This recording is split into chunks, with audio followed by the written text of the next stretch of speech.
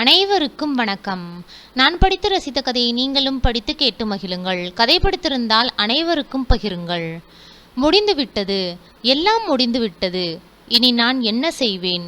தனக்கு மட்டுமே சொந்தம் என்று நினைத்த ஒரு பொருள் கைவிட்டு போகும்போது இருக்கும் வழியை வார்த்தையால் சொல்ல முடியாது. ஒரு பொருளுக்கே நாம் அவ்வளவு ஏங்கும்போது என் உயிருக்கு உயிரானவரை என்னிடமிருந்து எப்படி பிரிக்க மனம் வந்தது அவர்களுக்கு? கத்தியின்றி இரத்தமின்றி ஒரு போர், உக்கிரமான யுத்தம். மனசுக்கும் நடந்த போரில் எதிர்த்து நின்று முழுதும் காயங்களுடன், இனி ஆறவே முடியாத தழும்புகளுடன் ஒரு யுத்தம் முடிந்துவிட்டது. நீயா நானா என்ற போட்டியில் சேலஞ்ச் என்று கட்டை விரலை உயர்த்தியவள் ஜெயித்து விட்டாள். யுத்தத்திற்கான காரண புருஷன் சந்திரன் முகம் பொத்தி உடல் குறுகி ஓரமாய் சுருங்கியிருந்தான். மனசு உருகியது. இழுத்து அணைத்து தலை கோதி முதுகை தடவி ஆறுதல் சொல்ல வேண்டும் போல் இருந்தது சசிக்கு. முடியாது. தான் தோற்ற பொருள் மேல் சொந்தம் கொண்டாட தனக்கு உரிமை இல்லை. சசியின் தொடுதலை எதிர்பார்த்திருந்த சந்துரு அவளை நிமிர்ந்து பார்த்தான். ஆறுதல் சொல்லக்கூட மனசு இல்லையா சசி? என்ன சொல்றது சந்துரு? சந்திரனை செல்லமாக சந்துரு என்றுதான் அழைப்பாள். என்கிட்ட வந்து என் தோளை சுத்தி கை போட்டு என்னை உன் தோள் மேல் சாச்சுக்கோ சசி. அதுக்கு பல்லவி வந்துட்டா சந்துரு. பக்கத்துல வரலாம், ஆனா மனசுக்குள்ள வர முடியாது. தாவி வந்து சசியின் கைகளை பற்றி தன் முகத்தில் பொதித்து கொண்டான் சந்துரு. முடியல சசி, என்னால முடியல. நீ இல்லாத லைஃபை நினைச்சு கூட பார்க்க முடியல சசி. நம்ம எங்கேயாவது ஓடி போயிடலாமா? எங்க போறது சந்துரு? எங்கேயாவது போயிடலாம் சசி. எங்க போனாலும் மனசு கூடவே வருமே. மனசு சே, யாருமே அதுக்கு மதிப்பு தரலையே. நாம தந்திருக்கோமே, அதுதான் காரணம். அன்பு, கருணை, விட்டு கொடுத்தல் எல்லாவற்றையும் இந்த நெஞ்சு கூட்டுக்குள் குவித்து வைத்ததுதான் வேதனைகளுக்கு காரணமாயிற்று. நோகின்ற நெஞ்சம், அது நேசிக்கின்ற நெஞ்சம், அது மென்மையாக இருக்க இருக்க அதிகமாக துன்புறுகிறது. மென்மையே கூடாதோ? யாரோ எப்படியோ போகட்டும், தனக்கென்ன, தன் காரியம் நடந்தால் சரி என்று போக வேண்டுமோ? எப்படி முடியும்? தன்னால் ஒரு குடும்பமே அழிந்துவிடும் என்கிற போது சுயநலத்துடன் எப்படி இருக்க முடியும்?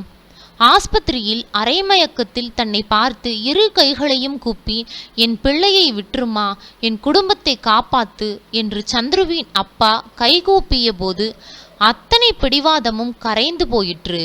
அதட்டலுக்கும் முருட்டலுக்கும் மசியாத மனம் கெஞ்சலில் உருகிவிட்டது. இந்த இழப்பு பெரிதுதான். அப்பா அம்மா இல்லாமல் யாரோ ஒரு சொந்தக்காரரின் தயவில் அன்பே இல்லாமல் வளர்ந்த சசிக்கு சந்துருவின் காதல் ஒரு புதையல். 6 வருடமாய் காலேஜிலிருந்து தொடர்ந்த காதல், இலக்கிய காதல் என்று சந்துரு பூரிப்பான். சாரி சந்துரு, நம்ம காதலை எது கூடவும் ஒப்பிடாதே. ஏ சசி?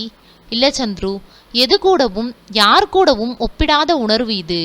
உன்னை நினைக்கிறப்ப எல்லாம் மனசு உருகுகிறது. பனியில நடக்கிறாப்புல உடம்பு சிலிர்க்கிறது. உடம்பு பூராவும் ஒரு அலை பரவி அதுல அப்படியே நான் மூழ்கி கரைஞ்சிடணும் போல இருக்கு சந்துரு.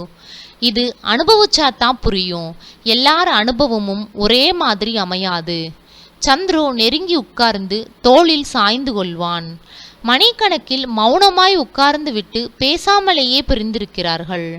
மழை தூறலில் நனைந்தபடி மெதுவாய் நடந்த சாலைகள், யூனிவர்சிட்டி பில்டிங், காஃபியை ஸ்ட்ராவில் உறிஞ்சி குடித்த நாயர் கஃபே, ஆளில்லாத ஸ்டேடியத்தில் உட்கார்ந்து முகத்தை பார்த்தபடியே எத்தனை நாள்? எம்எஸ்சி முடித்ததும் சசி வேலைக்கு போனாள். சந்துரு ஆராய்ச்சி படிப்புக்காக விண்ணப்பித்தான். ஆராய்ச்சி படிப்புக்காக அமெரிக்கா போகணும். இப்போ நல்ல சான்ஸ் சசி, நிறைய சம்பாதிக்கணும். என் 2 தங்கைக்கு கல்யாணம் செய்யணும். அப்புறம் உன்னை பற்றி சொல்லி கல்யாணம் செஞ்சுக்கணும். அதுவரை காத்திருப்பாயா சசி? சட்டென்று கண்ணில் நீர் கோர்த்து கொண்டது. அதை தவிர எனக்கு வேற என்ன வேலை இருக்கு சந்துரு? இந்த மனசை கூட்டை கலைக்க எப்படி மனசு வந்தது பல்லவிக்கு? எம்எஸ்சி வகுப்பில் அறிமுகம். பணக்கார வீட்டின் ஒரே செல்லப்பெண். நினைத்ததை அடைந்து பழக்கம். தன் காசு, வசதி, செல்வாக்கால் எதையும் அடைந்து விட முடியும் என்ற கர்வம். அடைந்தும் விட்டாளே. சந்திரனை அவளும் விரும்பினாள். அடைந்தே தீருவேன் என்ற வெறியை அவன் மறுப்பு தூண்டிவிட்டது. அவனிடம் காதலை தெரிவித்த போது அவன் மறுக்கவே, காரணம் என்ன என்று கேட்கும்போது தான் சசியை விரும்புவதை பற்றி அவன் பல்லவியிடம் கூறினான். அவன் கூறியதை கேட்டதும் பல்லவி ஆத்திரமடைந்தாள். தன் காதலை சந்துரு ஏற்காமல் போனதற்கு காரணம் சசி என்று புரிந்து கொண்டாள் பல்லவி. பல்லவி சதி திட்டம் தீட்டினாள். தன் காசுக்கும் அழகுக்கும் ஒரு கும்பலே ஜால்ரா அடித்து நிற்க சசி மட்டும் மதிக்காமல் விலகி போனதும் அவள் கம்பீரமும் காலேஜில் அவளுக்கிருந்த மதிப்பும் பல்லவிக்கு பொறாமையை தந்தது. சந்திரன் மனதை ஆக்கிரமித்திருப்பது சசி என்று தெரிந்ததும் அந்த பொறாமை இன்னும் அதிகரித்தது. உன் கர்வத்தை அழிக்கிறேன் பார், மூர்க்கம் பிறந்தது. கல்லூரி போட்டிகளில் கலந்து கொண்ட இடத்திலெல்லாம் சசிக்கு கிடைத்த வெற்றியும் அந்த வெற்றியின் பெருமிதத்தில் சசியை பார்க்கும் சந்துருவின் கண்ணில் விரியும் காதலும் பல்லவிக்கு வெறியை தூண்டிவிட்டன. அவள் ஒரு தேர்ந்த வியாபாரியின் பெண். வரவு செலவு கணக்குடன் ஒரு ஆளை எந்த இடத்தில் வீழ்த்துவது என்று தெரிந்தவள். வீழ்த்தி விட்டாள். திறமையுடன் ஒரு ஆட்டம் ஆடி காய்களை நகர்த்தி ராணியை வெட்டிவிட்டாள். பல்லவி சந்துருவின் குடும்பத்தை பிடித்தாள். சந்துருவுக்கு வேலை வாங்கி தந்து அமெரிக்கா போய் அங்கு ஆராய்ச்சி செய்ய வாய்ப்பு ஏற்படுத்தி தந்தாள். அவன் தங்கைகளுக்கு கல்யாணம் செய்து வைக்கிறேன், ஆனால் உன் பையன் என் பொண்ணை கல்யாணம் பண்ணிக்கணும். பல்லவியின் அப்பா பேரம் பேசினார். பல்லவியின் அப்பா காதலுக்கு சப்போர்ட். பெண்ணின் ஆசை சந்துருவை பற்றி விசாரித்ததில் அவன் திறமையும் புத்திசாலித்தனமும் தெரிய அவனை விட அவருக்கு மனதில்லை. உன் சந்தோஷம்தான் முக்கியம் என்றார் பல்லவியின் தந்தை. நல்லவர்ப்பா, திறமைசாலியும் கூட. வெளிநாட்டுக்கு ட்ரைனிங் அனுப்பி நாம கம்பெனியிலேயே வச்சுக்கலாம் என்றாள் பல்லவி. ஆனால் இது நடக்குமா அப்பா? நடக்கும், கண்டிப்பாக நடக்கும் என்று சொல்லிவிட்டு பல்லவியின் அப்பா தந்திரமாக செயல்பட்டார். பணத்தை வைத்து அவள் அப்பா வலை விரித்தார். குடும்பம் வீழ்ந்தது. சந்துருவிடம் வாதாடி கெஞ்சி பயனில்லாமல் அவன் அப்பா விஷம் குடித்தார். ஒரு நாடகம் போல் விஷம் கொடுத்துவிட்டு, நான் விஷம் குடிச்சிட்டேன், சாகுறேன், என் பிள்ளை இப்படி பண்ணிட்டான் என்று காம்பவுண்டு முழுவதும் கத்தி ஆர்ப்பாட்டம் செய்து எல்லாரும் சேர்ந்து அவன் அப்பாவை ஆஸ்பத்திரியில் சேர்த்தார்கள். அதில்தான் சசி அதிர்ந்து போனாள். இன்னொருத்தர் சமாதி மேல் தன் வாழ்க்கை அமைய வேண்டுமா? பிடிவாதத்தால் சந்துரு வாழ்க்கையில் நல்ல சந்தர்ப்பத்தை விட வேண்டுமா? வேண்டாம் சந்துரு, இன்னொருத்தர் சமாதியின் மேல் நம்ம வாழ்க்கையை அமைச்சிக்க எனக்கு இஷ்டமில்லை. நம்மால ஒரு நல்லது நடக்கும்னா அதை செய்யறதில்லை, என்ன தப்பு? ஒரு குடும்பத்துக்காக ஒருத்தரை பலி கொடுக்கலாம், ஒரு ஊருக்காக ஒரு குடும்பத்தையே பலி கொடுக்கலாம். ஆனால் எனக்காக யாரையும் பலி கொடுக்க நான் விரும்பவில்லை சந்துரு. நீங்க ஆசைப்பட்ட ஃபாரின் சான்ஸ், உங்க தங்கைகளுக்கு கல்யாணம், இது எல்லாத்தையும் நம்ம பிடிவாதத்தால் கெடுக்கணுமா? உன்னை பிரிஞ்சு என்னால இருக்க முடியாது சசி. முட்டாள். யாரும் யாருக்கும் எப்போதும் துணையாக இருந்திட முடியாது சந்துரு. வாழ்க்கையில ஏதாவது ஒரு சந்தர்ப்பத்துல இந்த பிரிதல், தனிமை, இது எல்லாத்தையும் அனுபவிச்சுத்தான் ஆகணும். சந்துரு பித்து பிடித்தவன் மாதிரி இருந்தான். சசி அவனை தேற்றி மாற்றினாள். சசி சசி என்று பேச முடியாமல் தவித்தான். புரியுது சந்துரு, ஆனால் விட்டு கொடுத்தல் மூலம் வாழ்க்கை இன்னும் அர்த்தமுடையதாக ஆகிறதுன்னு சொல்றேன்.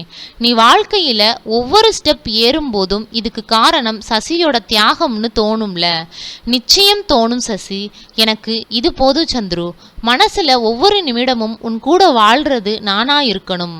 கண்டிப்பா சசி, நான் சாகுறப்ப கூட கடைசி நிமிடம் என் மனசுல தோன்ற உருவம் நீயாத்தான் இருக்கும் சசி. சந்துருவுக்கும் அவன் தங்கைகளுக்கும் ஒரே பந்தலில் கல்யாணம் முடிந்து ட்ரைனிங் என்ற பெயரில் சந்துரு அமெரிக்கா போய்விட்டான். சசி நிறைந்த மனதுடன் வாசலில் உட்கார்ந்து தெருவில் விளையாடும் குழந்தைகளை, வரும் போகும் கார்களை பார்த்தபடி உட்கார்ந்திருந்தாள். ஹாய் என்று சொல்லிவிட்டு வேகமாய் வந்து நின்ற காரிலிருந்து இறங்கிய பல்லவி முகத்துக்கு நேராக கை வீசினாள். சசி எழுந்து நின்று மௌனமாக புன்னகைத்தாள். வான்னு சொல்லக்கூடாதா? இது ஓ வீடு பல்லவி. என் வீடா? ஆமாம், சந்துரு இருக்கிற வீடு உன் வீடு தானே. இதென்ன பைத்தியம் என்பது போல் பார்த்தாள் பல்லவி. தன் வெற்றியை கொண்டாட ஜெயித்தவள் தோற்றவளை ஏளனம் செய்ய வந்திருக்கிறாள் என்பது புரிந்தது. உள்ள வந்து பாரு பல்லவி. நுழைந்த பல்லவி அதிர்ந்து நின்றாள். நகர விடாமல் அவளின் உயிர் துடிப்பை நிறுத்தியது சுற்றுப்புறம். சசியும் சந்துருவும் சேர்ந்து நிற்கும் ஆளுயர படங்கள் அந்த அறையின் சுவரை அலங்கரித்தன. ஓரமாக கைகட்டியபடி நின்று அவளின் அதிர்வை புன்னகையுடன் பதிவு செய்தது சசியின் மனது. ஆங்காரத்துடன் வெறித்தாள் பல்லவி.